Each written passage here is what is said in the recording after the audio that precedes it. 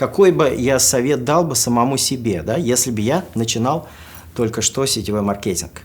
Ну, наверное, больше делать действий, потому что всегда первое, что мы делаем, мы боимся. Всегда мы боимся. Когда ты не профессионал, когда мы только начинаем, мы боимся, и из-за этого мы очень мало действуем. Действий нужно быстрее переходить к действию, меньше думать и больше делать. И больше верить в себя. Потому что если бы я видел в то время, насколько можно вырасти, вы знаете, я сам в себя не верил, когда я начинал.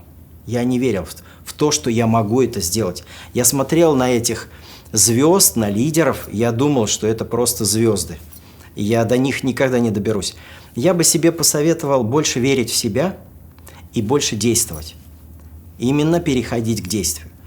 Неважно, ошибаешься, не ошибаешься, делай, делай, делай, делай. И из-за того, что ты будешь делать, у тебя будет опыт.